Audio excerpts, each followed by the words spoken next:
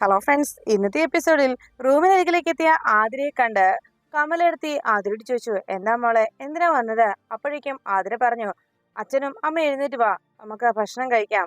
അവിടെ അനൂപേട്ടനും മീരെടുത്തിയും ഭക്ഷണം കഴിക്കാനായി വിളിക്കുന്നു. അത് കേട്ട ഉടനെ തന്നെ അനൂപേട്ടനും മീരെടുത്തിയെ എല്ലാരും കൂടി വിളിക്കുന്നു എന്ന് കേട്ടതോടെ ഉടനെ കമലെടുത്തി പറഞ്ഞു, ശരി മോൾ അങ്ങോട്ട് പൊക്കോ, ഞങ്ങൾ വന്നോളാം. അങ്ങനെ പേരന്തമാഷും കമലെടുത്തിയും പരസ്പരം നമ്മുടെ മോള് പാവം എന്ന് സങ്കടത്തോടെ പറയുമ്പോൾ കമലെടുത്തി പറഞ്ഞു, അതെ, തൽക്കാലം മാഷ് ഇനി കൂടുതലൊന്നും മോളെ കുറിച്ച് പറയണ്ട, അവളെ കൂടുതൽ വിഷമിപ്പിക്കേണ്ട എന്ന് അറിയിച്ചു. അത് കേട്ടതും ദയാനന്ദമാഷ് ശരിയെന്ന് പറഞ്ഞ് അവിടേക്ക് ചെല്ലുന്നു. അപ്പോഴേക്കും ആതിരയ്ക്കും എല്ലാം ഭക്ഷണം വിളമ്പി അനൂപും മീരയും കാത്തിരുന്നു. അനൂപിന്റെ ഉടനെ തന്നെ ഇരിക്കാനായി മീര ആവശ്യപ്പെട്ടതും മീരയോട് അനൂപ് പറഞ്ഞു, വേണ്ട, ഞാനിപ്പോ ഇരിക്കുന്നില്ല, ഞാൻ പിന്നീട് കഴിച്ചോളാം എന്ന് പറഞ്ഞ് ആതിരയോട് ഭക്ഷണം കഴിക്കാനിരിക്കാൻ നിർബന്ധിച്ചു. ആതിര ഭക്ഷണം കഴിക്കാനായി അവിടേക്ക് ഇരുന്നതും ആതിര ആകെ വിഷമത്തോടെ ഇരിക്കുന്നത് അനൂപ ശ്രദ്ധിച്ചു. അപ്പോഴേക്കും ധ്യാനതമാഷും കമലെടുത്തിയും അവിടേക്ക് എത്തി. അവർക്കും മീരെടുത്തി ഭക്ഷണം വിളമ്പിയപ്പോ അനൂപിനോട് ഭക്ഷണം കഴിക്കുന്നില്ലേ എന്ന് കമലെടുത്തി ചോദിച്ചു. ഉടനെ കമലെടുത്തിയോട് അനൂപ് പറഞ്ഞു, എനിക്കിപ്പോ വേണ്ട, അമ്മ കഴിച്ചോളൂ എന്ന് പറഞ്ഞ് അവിടുന്ന് കമലെടുത്തിയോട് സംസാരിച്ചിട്ട് അനൂപ് പോകാൻ തുടങ്ങുമ്പോ ആതിര ഭക്ഷണം കഴിക്കാതെ പ്ലേറ്റിലിരുന്ന ആ സ്പൂണ് പ്ലേറ്റിൽ ചുമ്മാ ഇങ്ങനെ ഓടിച്ചുകൊണ്ടിരിക്കുന്നത് കണ്ട് കമലെടുത്തി ആതിരയെ വിളിച്ചു, മോളെ ആതിരെ, നീ എന്താ ഭക്ഷണം കഴിക്കാത്തത്? അപ്പോഴേക്കും ഒരു വാ കഴിച്ചിട്ട് അങ്ങനെ കഴിച്ചു എന്ന് വരുത്തി അങ്ങനെ ഇരിക്കുമ്പോഴേക്കും അനൂപ് ആതിരയുടെ വിഷമം കാണുന്നു. അനൂപ് അവിടെ നിന്ന് പോയി കഴിയുമ്പോൾ ആതിര കരയാൻ തുടങ്ങി. ആതിര ഭക്ഷണത്തിന് മുന്നിൽ ഇരുന്ന് കരയുന്നത് കണ്ട് മീരെടുത്തി ചോദിച്ചു, ആതിരെ, നീ എന്താ ഈ ചെയ്യുന്നത്? ഭക്ഷണത്തിന് മുന്നിൽ ഇരുന്ന് കരയാൻ പാടില്ലെന്ന് നിനക്ക് അറിഞ്ഞൂടെ? നീ എന്തിനാ മറ്റുള്ളവരെ കൂടെ വേദനിപ്പിക്കുകയാണോ എന്ന് ആതിരയോട് മീര അന്വേഷിച്ചു. കഴിഞ്ഞതെല്ലാം കഴിഞ്ഞു, ഇനിയും അവനെ കുറിച്ച് ഓർത്ത് ഇങ്ങനെ സങ്കടപ്പെടേണ്ട കാര്യമുണ്ടോ എന്ന് ചോദിച്ചിട്ടും ആതിര ഭക്ഷണം കഴിക്കാതെ എഴുന്നേറ്റ് പോന്നു. ആതിര പോയി കഴിയുമ്പോൾ അവിടെ ഇരുന്ന് മീര ഭക്ഷണം കഴിക്കാൻ തുടങ്ങി. ഇത് കണ്ടതോടെ ഉടനെ കമലെടുത്തിയോട് മീര പറഞ്ഞു, അമ്മേ, അവള് കഴിക്കുന്നില്ലെങ്കിൽ കഴിക്കണ്ട, അവളോട് എത്ര തവണ നമ്മൾ ഉപദേശിച്ചതാണ്, ഞാനും അനുപേട്ടനും മാറി മാറി എന്തെല്ലാം കാര്യങ്ങൾ പറഞ്ഞു, പക്ഷെ അവളതൊന്നും കേൾക്കാൻ കൂട്ടാക്കുന്നില്ലല്ലോ എന്ന് പറഞ്ഞതും ഉടനെ കമലെടുത്തി പറഞ്ഞു, മീരെ, നീ ഒരു കാര്യം മനസ്സിലാക്കണം, എന്റെ മോള് ഒരാളെ വെറുതെ അങ്ങ് ഇഷ്ടപ്പെട്ട് കളഞ്ഞതല്ല, അവളുടെ മനസ്സിൽ അങ്ങനെ ഒരാളുണ്ട് എന്നുള്ള കാര്യം നിങ്ങളാരും മറന്നു പോകരുത് എന്ന് പറഞ്ഞ് മീരയുടെ സംസാരം കേട്ട് ആകെ വിഷമത്തോടെ കമലെടുത്ത് നിൽക്കുന്നു. പിറ്റേന്ന് രാവിലെ കമലെടുത്തി പച്ചക്കറി അരിഞ്ഞുകൊണ്ടിരിക്കുമ്പോ അവിടേക്ക് കലുതുള്ളി മീര വരുന്നത് കണ്ടു. ഉടനെ കമലെടുത്തി ചോദിച്ചു, എന്താ, അവൾ എഴുന്നേറ്റില്ലേ? അത് കേട്ടതും മീര പറഞ്ഞു, ഞാൻ ആവുന്നത്ര അവളെ വിളിച്ചു, പക്ഷെ അവള് വരാൻ കൂട്ടാക്കുന്നില്ല, പിന്നെ എന്ത് ചെയ്യാനാണ് എന്ന് പറഞ്ഞുകൊണ്ട് നിൽക്കുമ്പോ ഉടനെ കമലെടുത്തി പറഞ്ഞു, അതെ, അവള് വന്നോളും, നിങ്ങൾ അവൾക്കൊരല്പം സാവകാശം കൊടുക്ക്. ഇത് കേട്ട ഉടനെ തന്നെ അനൂപ് പറഞ്ഞു, അവളോട് പറയാവുന്ന രീതിയിലൊക്കെ നമ്മൾ പറഞ്ഞില്ലേ, വീണ്ടും അവൾ ഇങ്ങനെ വിഷമിക്കുന്നത് എന്തിനാണ്? അവന്റെ കാര്യം ഓർത്ത് ഇങ്ങനെ സങ്കടപ്പെടുന്നത് എന്തിനാണ്? അവൻ ഇങ്ങനെ ഒരു ചതി അവളോട് കാട്ടിയത് ഇനിയും മനസ്സിലാക്കണ്ടേ എന്ന് പറഞ്ഞുകൊണ്ട് അനൂപ് അങ്ങനെ ഇരിക്കുമ്പോ മാഷ് അവിടേക്ക് എത്തി. അവളുടെ വിഷമം മനസ്സിലാക്കിയത് കൊണ്ടല്ലേ അവൾക്ക് മറ്റൊരു വിവാഹം നമ്മൾ ആലോചിക്കുന്നത് തന്നെ എന്ന് അനൂപ് പറഞ്ഞതും മാഷ് അവിടേക്ക് എത്തിയിട്ട് പറഞ്ഞു, നിങ്ങൾ എല്ലാവരും കൂടി ഇങ്ങനെ തുടങ്ങിയാൽ എങ്ങനെയാ? നിങ്ങൾ ചില കാര്യങ്ങൾ മനസ്സിലാക്കണ്ടേ, അവളുടെ മനസ്സുകൂടി അറിയണ്ടേ. നമ്മൾ സന്ദീപുമായിട്ടുള്ള വിവാഹം വേണ്ട എന്ന് തീരുമാനിച്ചു, അത് ശരി തന്നെയാണ്. പക്ഷേ അതിന് പകരം അവൾക്ക് മറ്റൊരു വിവാഹാലോചന നമ്മൾ നടത്തി, പക്ഷെ ആ വിവാഹത്തിന് സമ്മതമാണോ അല്ലയോ എന്ന് ഇതുവരെയായിട്ടും അവൾ പറഞ്ഞില്ലല്ലോ. അതാണ് ഞാൻ പറഞ്ഞത് എന്ന് ദേവന്തമാഷ് പറഞ്ഞതും ഉടനെ അവിടേക്ക് മീര എത്തി. മീര വന്ന് പറഞ്ഞു, അതെ അച്ഛാ, അവളുടെ അനുവാദത്തിനൊന്നും നമ്മൾ കാത്തു നിൽക്കണ്ട, അതാണ് നമ്മൾ എപ്പോഴും ചെയ്തു പോകുന്നത്. അവളുടെ ആഗ്രഹവും അനുവാദവും ഒക്കെ കേൾക്കാനായി കാത്തു നിൽക്കുമ്പോഴാണ് നമ്മുടെ ഭാഗത്തുനിന്ന് വീഴ്ചകൾ സംഭവിച്ചത്. എന്തായാലും ആ അജയനെ പോലെയുള്ള ഒരു നല്ല ചെറുപ്പക്കാരനെ അവൾക്ക് ഭർത്താവായി കിട്ടാൻ പോവല്ലേ, അപ്പൊ പിന്നെ അവൾ എന്തിനാ മറ്റു പലതും ആലോചിച്ച് ഇങ്ങനെ ആശങ്കപ്പെടുന്നത്? ആ വിവാഹത്തിനങ്ങ് സമ്മതം മൂളിയാൽ മാത്രം പോരായിരുന്നോ എന്ന് അന്വേഷിച്ചു. അങ്ങനെ സംസാരിച്ചുകൊണ്ടിരിക്കുമ്പോൾ അനൂപ് പറഞ്ഞു, ഇനി എന്തായാലും ഇക്കാര്യത്തിൽ വേറൊരു തീരുമാനവുമില്ല, എത്രയും പെട്ടെന്ന് ഈ വിവാഹം നടത്തും, അത്ര തന്നെ എന്ന് പറഞ്ഞ് അനൂപ് അങ്ങനെ സംസാരിച്ചുകൊണ്ടിരിക്കുമ്പോഴാണ് പെട്ടെന്ന് അവിടെ വൃന്ദാവനത്തിലേക്ക് ഒരു ഓട്ടോറിക്ഷ വന്നിരുന്നത്. വൃന്ദാവനത്തിലെ എത്തിയതും അച്ചു ഇറങ്ങി വേഗം അകത്തേക്ക് കയറി വരുമ്പോ മീര പറഞ്ഞു, എനിക്ക് എന്തായാലും ഒരു അഭിപ്രായമുള്ളൂ, ഇനി കൂടുതലൊന്നും ആലോചിക്കേണ്ട, അജയനുമായിട്ടുള്ള വിവാഹം നടത്തണം, അതിലെ എത്രയും വേഗം വിവാഹം കഴിപ്പിച്ചയക്കണം, അതേ എനിക്ക് പറയാനുള്ളൂ എന്ന് പറഞ്ഞതും എന്റെ തീരുമാനം അതാണ് എന്ന് പറഞ്ഞതും ഉടനെ അകത്തേക്ക് കയറി വന്ന അർച്ചന പറഞ്ഞു, നല്ല തീരുമാനം. അത് കേട്ട ഉടനെ അർച്ചന അങ്ങനെ ഒരു അഭിപ്രായം പറഞ്ഞത് കേട്ട് എല്ലാവരും പെട്ടെന്ന് വാതിക്കലേക്ക് നോക്കി. അർച്ചന വന്നു ആരും അറിയാതെ പെട്ടെന്ന് അങ്ങനെ അർച്ചന നല്ല തീരുമാനമെന്ന് മറുപടി പറഞ്ഞത് മീര ആകെ ദേഷ്യത്തോടെ നോക്കി. ഉടനെ തന്നെ അനൂപ് പിന്നിലേക്ക് നോക്കുന്നു. അവിടെ അർച്ചനയുടെ കൂടെ സച്ചി വന്നിട്ടുണ്ടോ എന്ന സംശയമായിരുന്നു ആ സമയത്ത്. സച്ചി അവിടെ ഇല്ല എന്ന് മനസ്സിലാക്കിയ അനൂപ് ആശ്വാസത്തോടെ ഇരുന്നു. ഉടനെ തന്നെ മീര അർച്ചനയോട് പറഞ്ഞു, അതെ, ഇവിടെ എന്ന് സംസാരിക്കാനുള്ളത് ഒറ്റയൊരു വിഷയം മാത്രമാണല്ലോ, ആതിരയുടെ വിവാഹകാര്യം എന്ന് പറഞ്ഞതും അർച്ചന പറഞ്ഞു, ഞാൻ എന്ന് വന്നാലും അത് തന്നെയാണ് ഇവിടെ കേൾക്കുന്നത്. ആതിരയുടെ വിവാഹകാര്യം തന്നെയാ ഇവിടെ ഇപ്പോഴും കേട്ടത്. അല്ല, ഇതുവരെയായിട്ടും ഇത് അവസാനിപ്പിക്കാറായില്ലേ എന്ന് ചോദിച്ചതും ഉടനെ മീര പറഞ്ഞു, പിന്നല്ലാതെ നീ ഇവിടെ വന്ന ഓരോരുത്തർക്കും അനാവശ്യമായിട്ടുള്ള ഈ നിന്റെ സംസാരത്തിൽ നിന്ന് അനാവശ്യമായുള്ള പ്രതീക്ഷകൾ നൽകുകയാണ്. ഈ ഓരോ തവണയും നിനക്ക് അവരിൽ നിന്ന് അവരെ ഓരോ തവണയും നീ ഓരോന്ന് പറഞ്ഞ് പറ്റിക്കുന്നു. സന്ദീപുമായിട്ടുള്ള ആദ്യയുടെ വിവാഹം നടക്കുമെന്ന് പറഞ്ഞ് നീ വെറുതെ ഇവർക്ക് ആശകൾ കൊടുക്കുകയാണ്. അത് കേട്ട് ആ പാവം പെണ്ണും ആ പൊട്ടിപ്പെണ്ണായിട്ട് അവളും നിൽക്കുന്നു. എന്നാൽ സത്യത്തിൽ സന്ദീപ് ഇപ്പോ മറ്റൊരു പെണ്ണിനെയും വിവാഹം കഴിച്ച് എവിടേക്കോ പോയിരിക്കുകയല്ലേ.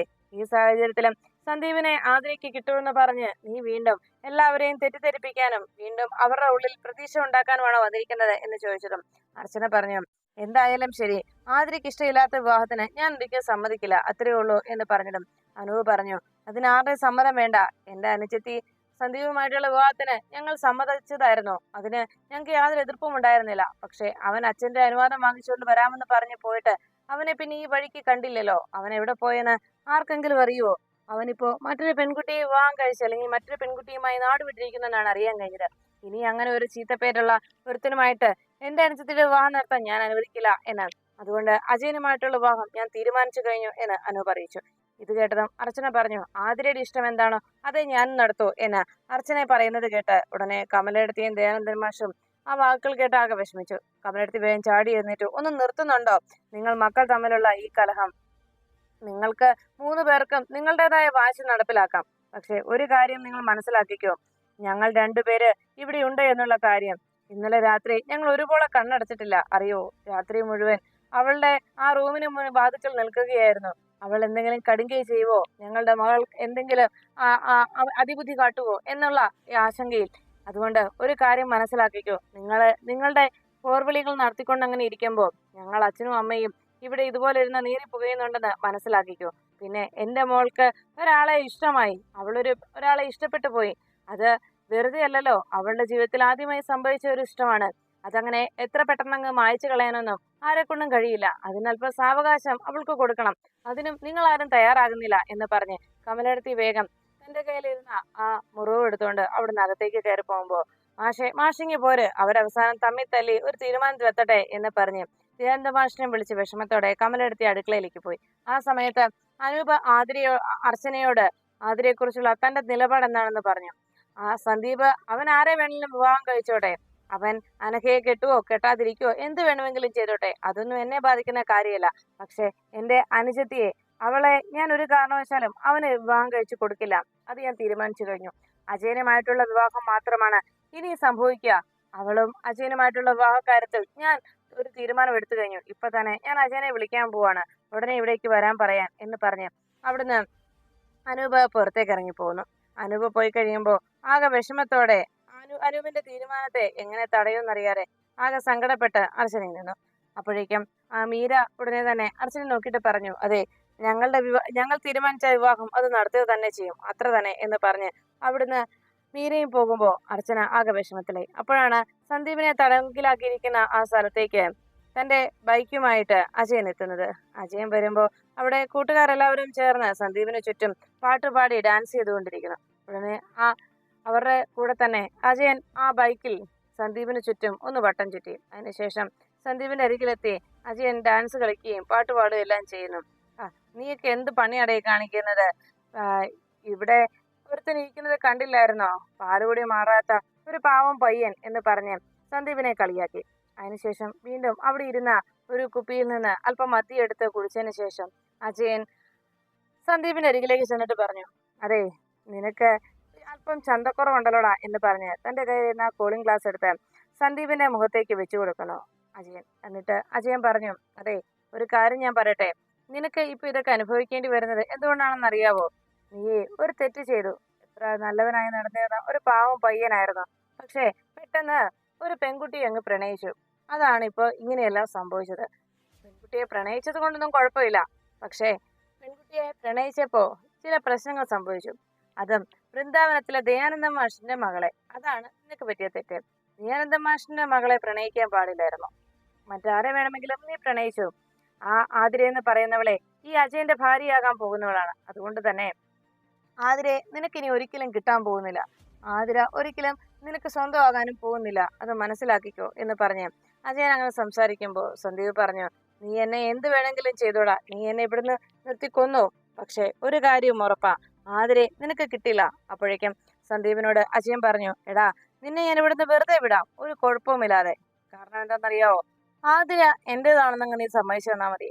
ആതിരെ എനിക്ക് തരാമെന്ന് നീ സമ്മതിച്ചാൽ മതി, അത്ര മാത്രമേ ഉള്ളൂ എന്ന് പറഞ്ഞത്. ഉടനെ ആ വാക്ക് കേട്ടതും സന്ദീപ് അങ്ങനെ അജയൻ അങ്ങനെ പറയുന്നത് കേട്ട് സന്ദീപ് ആകെ വിഷമത്തിലായി. ഇല്ല, ഇത് ഒരു കാരണവശാലും ഞാൻ പറയില്ല, അത് തീർച്ച എന്ന് സന്ദീപ് അജയന്റെ വാക്ക് കേട്ട് പറഞ്ഞു. അജയൻ അത് കേട്ടതും ആകെ ദേഷ്യത്തോടെ സന്ദീപിനെ നോക്കി. എന്നിട്ട് പറഞ്ഞു, എടാ നീ ഒരു കാര്യം മനസ്സിലാക്കിക്കോ, നിന്നെ ജീവനോടെ പോലും ഞാൻ വിടില്ല, മനസ്സിലാക്കിക്കോ. നിനക്ക് അല്പം ജീവൻ പോലും ബാക്കി വേണമെന്നുണ്ടെങ്കിൽ ആതിര നീ അങ്ങ് മറന്നേക്ക്. ആതിര എനിക്കുള്ളതാ. അവളെ ഇതാ ഈ ഇടനെഞ്ചിൽ അങ്ങ് ഇടം പിടിച്ചുപോയി, അതാണ് സത്യം, മനസ്സിലായോ എന്ന് പറഞ്ഞ് അജയൻ സന്ദീപിന്റെ കഴുത്തിന് ഞെക്കി പിടിച്ചു. സന്ദീപ് വേദന കൊണ്ട് പൊളയുമ്പോൾ അജയൻ വലിയ സന്തോഷത്തിൽ പറഞ്ഞു, അതെ, ഒരു കാര്യം നീ മനസ്സിലാക്കിക്കോ, ഒരു കാരണവശാലും അവളെ നിനക്ക് കിട്ടാൻ പോകുന്നില്ല, മനസ്സിലായോ. നീ ഇപ്പൊ ഈ അഹങ്കാരം പറഞ്ഞതിന് നിനക്ക് ഞാൻ ആദ്യം തന്നെ ഒരു പാരിതോഷികം തരട്ടെ. പെട്ടെന്ന് അവിടെ എന്താ നിനക്ക് തരേണ്ടതെന്ന് ആലോചിച്ച് അവിടെ ഇരുന്ന ഒരു ഈർക്കിൽ ചൂല് കയ്യിലെടുത്തു. എന്നിട്ട് അവിടെ നിൽക്കുന്ന കൂട്ടുകാരോട് ചോദിച്ചു, എടാ ആ ചാണകം കിട്ടത്തില്ലടാ എന്ന് ചോദിച്ചതും എന്റെ അജയൻ ചേട്ടാ എന്ന് അവർ വിളിച്ചു. അപ്പോഴേക്കും അജയൻ വേഗം ആ ചൂലെടുത്ത് സന്ദീപിന്റെ മുഖത്തിനിട്ട് ഒരടി കൊടുത്തു. വീണ്ടും അടിക്കാനായി ഉയർത്തിയപ്പോഴേക്കും പെട്ടെന്ന് ഫോൺ റിങ് ചെയ്യുന്ന ശബ്ദം കേട്ടു. എന്താണെന്നറിയാനായി വേഗം ഫോൺ എടുത്ത് നോക്കിയതും അനൂപേട്ടനാണ് കേട്ടോ എന്ന് പറഞ്ഞ് സന്ദീപിന്റെ അരികിലേക്ക് എത്തി. സന്ദീപ് അനൂപിന്റെ വാക്കുകൾ എന്താണെന്ന് അറിയാനായി അജയൻ വേഗം ലൗഡ് സ്പീക്കറിലിട്ടു. അജയൻ ലൗഡ് സ്പീക്കറിലിട്ടതും എന്താ അനൂപേട്ട എന്ന് അജയൻ ചോദിച്ചതും അകത്ത് നിന്നുകൊണ്ട് വേഗം സന്ദീപ് ഉടനെ അരികിൽ ഇരുന്നത് കൊണ്ട് അനൂപേട്ട എന്ന് ഉറക്കെ വിളിക്കണം. അനൂപേട്ട എന്നുള്ള സന്ദീപിന്റെ വിളി കേൾക്കാൻ അനൂപ് പെട്ടെന്ന് ഒരു ഡിസ്റ്റർബൻസ് തോന്നിയത് പോലെ എന്താ ചെയ്യാ എന്ന് അന്വേഷിച്ചു. അപ്പോഴേക്കും അജയൻ പറഞ്ഞു, അല്ല അനൂപേട്ടൻ എന്താ വിളിച്ചേ, ഞാൻ കടയിലായിരുന്നു എന്ന് പറഞ്ഞതും അജയനോട് അനൂപ് പറഞ്ഞു, അതെ അത്യാവശ്യമായിട്ട് ഒന്ന് വൃന്ദാവനത്തിലേക്ക് ഒന്ന് വരണം, സമയം കിട്ടുമ്പോൾ മതി, കുറച്ച് കാര്യങ്ങൾ സംസാരിക്കാനാണ് എന്ന് പറഞ്ഞതും അതിനെന്താ ഞാൻ ഇപ്പൊ തന്നെ വന്നേക്കാം, ഇപ്പൊ തന്നെ ഞാൻ എത്തും എന്ന് പറഞ്ഞ് അജയൻ ഫോൺ വെച്ചു. അജയൻ ഫോൺ വെച്ചതും അവിടെ സന്ദീപിന്റെ വാ പൊത്തിപ്പിടിച്ച തന്റെ കൂട്ടുകാരോടെല്ലാം സന്ദീപിനെ വിട്ടേക്കാനായി പറഞ്ഞു. അവര് മാറിയതും അജയൻ അരികിലേക്ക് വന്നിട്ട് പറഞ്ഞു, എടാ എന്നെ ഇപ്പൊ എന്തിനാ വിളിച്ചെന്നറിയാവോ, അനൂപേട്ടൻ എന്നെ കാണണമെന്ന് പറഞ്ഞു. പിന്നെ ഒരു കാര്യം ഞാൻ പറഞ്ഞേക്കാം, ഞാൻ അനൂപേട്ടനെ കാണാൻ പോവാണ്. നീ ഇവിടെ നിന്ന് അനൂപേട്ടാന്ന് വിളിക്കാനായി ഒരു ശ്രമം നടത്തിയില്ലേ, ഇനി അങ്ങനെയുള്ള അധിപതിയൊന്നും മേലെ കാണിച്ചു പോയേക്കരുത്, മനസ്സിലായോടാ. ആതിരയുമായിട്ടുള്ള വിവാഹക്കാര്യം സംസാരിക്കാനാണ് എന്നെ അനൂപേട്ടൻ വിളിക്കുന്നതെങ്കിൽ ഞാൻ പോയി സംസാരിച്ചിട്ട് വേഗം ഇങ്ങി വരാം. പിന്നെ അപ്പോ സന്തോഷ വാർത്തയാണെങ്കിൽ നിനക്കുള്ള ഇനിയുള്ള എൻ്റെ സമ്മാനങ്ങളുടെ അളവ് കുറയും. അതല്ല തിരിച്ചാണെങ്കിൽ നിന്നെ ഞാൻ വെറുതെ വെച്ചേക്കില്ല, മനസ്സിലായോടാ എന്ന് പറഞ്ഞ് സന്ദീപിന്റെ വലത് കൈ പിടിച്ച് ആ വിരലില് ശരിക്കും ഒരു കടി കൊടുക്കുന്നു അജയൻ. വേദന കൊണ്ട് സന്ദീപ് നിലവിളിക്കുമ്പോ ആ കരച്ചിൽ കണ്ട് സന്തോഷത്തോടെ അജയൻ ബഹളം വെച്ചു. എന്നിട്ട് അജയൻ ചോദിച്ചു, അല്ല സന്ദീപേ, ഞാനേ നിന്റെ മുൻ കാമുകിയെ കാണാനായി പോവാ, അവളോട് എന്താ പറയേണ്ടത്, എന്തേലും പറയേണ്ടതുണ്ടോ എന്ന് ചോദിച്ചതും അജയനോട് ഒന്നും മിണ്ടാതെ സന്ദീപ് അങ്ങനെ ഇരുന്നതും അജയൻ പറഞ്ഞു, പറഞ്ഞേക്കാട്ടോ, ഐ ലവ് യു എന്ന് ഞാൻ പറഞ്ഞേക്കാം, എന്താ പോരെ, ഐ ലവ് യു ചക്കരെ ആതിരെ ഉമ്മ എന്ന് പറഞ്ഞുകൊണ്ട് അവിടുന്ന് അജയൻ വിളിച്ചു പോകുന്നത് കേട്ട് കലിയോടെ സന്ദീപ് ഇരുന്നു. അപ്പോഴാണ് ആതിരയെ കാണാനായി അർച്ചന എത്തിയത്. അർച്ചന അരികിലേക്ക് എത്തിയതും ആതിര പറഞ്ഞു, ഏട്ടത്തി ചേച്ചി ഞാനൊരു തീരുമാനം എടുത്തിരിക്കുകയാണ്, ഇനിയും ഇങ്ങനൊരു കാത്തിരിപ്പിന് ആവശ്യമുണ്ടോ എന്നറിയില്ല എന്ന് പറഞ്ഞതും അർച്ചന ആതിരോട് ചോദിച്ചു, മോളെ നീ എന്താ ഇങ്ങനെയൊക്കെ സംസാരിക്കുന്നത്, മറ്റാർക്കും മനസ്സിലാക്കാൻ കഴിഞ്ഞില്ല, സന്ദീപിനെ നിനക്കറിയില്ലേ, അവന് അത്യാവശ്യമായി ഇങ്ങോട്ട് മാറി നിൽക്കേണ്ടി വന്നു, അത്രേ ഉള്ളൂ, അതുകൊണ്ടാണ് അവനിപ്പോ ഫോൺ വിളിച്ചിട്ട് പോലും കിട്ടാത്തത് എന്ന് പറഞ്ഞത്. ഉടനെ ആതിര പറഞ്ഞു, ചേച്ചി അങ്ങനെ വെറുതെ മാറി നിൽക്കുകയല്ലോ, കൂടെ ഒരു പെൺകുട്ടിയും കൂടി കൊണ്ടുപോയി എന്ന രീതിയിലല്ലേ ഇപ്പോ എന്റെ ഭർത്താവിനെ കുറിച്ച് ഇവിടെയെല്ലാം കേൾക്കാനിടയായിരിക്കുന്നത് എന്ന് പറഞ്ഞത്. ആതിരയോട് അർച്ചന പറഞ്ഞു, അങ്ങനെ ഏതെങ്കിലും ഒരു ചെറുപ്പക്കാരനല്ല ഇപ്പോ ഇങ്ങനെ ഓരോ കാര്യങ്ങൾ പറഞ്ഞു കേൾക്കുന്നത്. അത് നിന്റെ ഭർത്താവാണ്. അത്ര പെട്ടെന്നൊന്നും നിങ്ങളുടെ ബന്ധം ഇല്ലാതാക്കാനാവില്ല എന്ന് അർച്ചന അറിയിച്ചു. അത് കേട്ട ഉടനെ തന്നെ ആതിര പറഞ്ഞു, അതാണ് ചേച്ചി ഞാൻ പറയുന്നത്. എന്റെ ഭർത്താവ് എന്ന നിലയിൽ ഇപ്പോ സന്ദീപ് കേൾക്കുന്ന ഈ മാനക്കേട് അത് പിന്നീടും അതുപോലെ തന്നെ നിലനിൽക്കും. ഇനി അഥവാ അനഘയുടെ കൂടെ അല്ല സന്ദീപ് പോയിരിക്കുന്നെങ്കിൽ പോലും സന്ദീപിന് എന്നെ ഒന്ന് വിളിക്കാമായിരുന്നല്ലോ എന്ന് പറഞ്ഞതും അർച്ചന പറഞ്ഞു, അങ്ങനെ ഒരു സാഹചര്യത്തിലായിരിക്കില്ല അവൻ എത്തപ്പെട്ടിട്ടുണ്ടാവുക, അതുകൊണ്ടാവില്ലേ എന്ന് അർച്ചന ചോദിച്ചിട്ടും ഉടനെ ആതിര പറഞ്ഞു, അതൊക്കെ ശരി തന്നെയാണ് ചേച്ചി. പക്ഷെ ഒരു കാര്യം ഞാൻ പറയട്ടെ, ഇപ്പോ ഇങ്ങനെ ഒരു സാഹചര്യത്തിൽ സന്ദീപ് ഇനി മടങ്ങി വരുമ്പോ എന്തായാലും നെല്ലിശ്ശേരിയിലുള്ളവരെല്ലാവരും സന്ദീപും അനഘയും ഒന്നിച്ചാണ് പോയതെന്നുള്ള തെറ്റിദ്ധാരണയിലാണ്. അതാണിപ്പോൾ ലോകം മുഴുവൻ പറഞ്ഞിരിക്കുന്നത്. അതിന്റെ നാണക്കേട് മാറാൻ വേണ്ടി സന്ദീപ് അനഘയുടെ കൂടെയല്ല എങ്കിൽ പോലും അനഘയും സന്ദീപുമായിട്ടുള്ള വിവാഹം നടത്താൻ അവർ തയ്യാറാകും. അപ്പോഴും ഈ ആതിര ഇതുപോലെ തന്നെ ഇവിടെ ഉണ്ടാകും ചേച്ചി. അതുകൊണ്ട് ചേച്ചി ഒരു കാര്യം എനിക്ക് വേണ്ടി ചെയ്യണം. എന്റെ എല്ലാ കാര്യങ്ങളും അറിയാവുന്ന ആളല്ലേ ചേച്ചി. അതുകൊണ്ട് തന്നെ ഞങ്ങളുടെ വിവാഹം കഴിഞ്ഞതുകൊണ്ട് സന്ദീപും ഞാനുമായിട്ടുള്ള ബന്ധം അതിന്റെ ഡിവോഴ്സിലേക്ക് കാര്യങ്ങൾ എത്തുകയാണ്. എനിക്ക് സന്ദീപിന്റെ കയ്യിൽ നിന്ന് ഡിവോഴ്സ് വാങ്ങിച്ചു തരണം. അതിനുവേണ്ടിയുള്ള ഒരു സഹായം ചേച്ചി ചെയ്യണം എന്ന് പറഞ്ഞതും അർച്ചന ചോദിച്ചു, മോളെ നീ എന്തൊക്കെയാ പറയുന്നത്? അപ്പോഴേക്കും അർച്ചനയോട് ആതിര പറഞ്ഞു, സന്ദീപിനെ കൊണ്ട് ഞാൻ സമ്മതിപ്പിച്ചോളാം. തൽക്കാലം ആ ഒരു സഹായം കൂടി ചേച്ചി എനിക്ക് ചെയ്തു തരണം എന്ന് ആതിര ആവശ്യപ്പെട്ടുകൊണ്ട് അർച്ചനയോട് അങ്ങനെ സങ്കടത്തോടെ പറയുമ്പോൾ അത് കേട്ടതും അർച്ചനയുടെ വാക്കുകൾ കേട്ട് ആതിരയുടെ വാക്കുകൾ കേട്ട് ആകെ ഞെട്ടിത്തെറിച്ചു വന്നു. മോളെ നീ എന്തൊക്കെയാ പറയുന്നത്? നിനക്ക് വല്ല ഉദ്ദേശമുണ്ടോ? നീ ഇങ്ങനെയൊക്കെ പറഞ്ഞാൽ എങ്ങനെയാണ്? സന്ദീപിനെ നീ ഇപ്പോഴും വിശ്വസിക്കുന്നില്ലേ എന്ന് ചോദിച്ചതും ആതിര പറഞ്ഞു, ഇപ്പോ ആരെ വിശ്വസിക്കണം ആരെ വിശ്വസിക്കേണ്ട എന്ന അവസ്ഥയിലാണ് ചേച്ചി ഞാനിപ്പോ. എന്തായാലും ഇനി ഒരു തീരുമാനം എടുക്കാതെ എനിക്ക് കഴിയില്ല. അതുകൊണ്ട് സന്ദീപുമായിട്ടുള്ള എന്റെ ഡിവോഴ്സ് കാര്യത്തിന് വേണ്ടിയുള്ള നീക്കങ്ങൾ ചേച്ചി ചെയ്തു തരണം. അപ്പോഴേക്കും അർച്ചന പറഞ്ഞു, മോളെ ആതിരെ നീ മറ്റുള്ളവരെ ഒന്നും ആലോചിക്കേണ്ട, നീ നിന്റെ ജീവിതം മാത്രം ചിന്തിച്ചാൽ മതി എന്ന് പറഞ്ഞതും അതെ, അങ്ങനെയായിരുന്നെങ്കിൽ ഞാൻ മറ്റുള്ളവരെ ആരെയും ഒരു കാരണവശാലും ഈ ഒരു പ്രശ്നത്തിന് വേണ്ടി മറ്റുള്ളവരെ ആരെയും മുഖവിലേക്ക് എടുത്തില്ല ഇരുന്നെങ്കിൽ ഞാനും സന്ദീപുമായിട്ടുള്ള വിവാഹകാര്യം പിന്നെ എന്തിനാണ് മറച്ചു വെച്ചിരുന്നത് ചേച്ചി? മറ്റുള്ളവരെ ഒന്നും ശ്രദ്ധിക്കേണ്ടിയിരുന്നില്ല എങ്കിൽ പിന്നെ എന്തിന് ആ വിവാഹകാര്യം നമ്മൾ മറച്ചു വെച്ചു?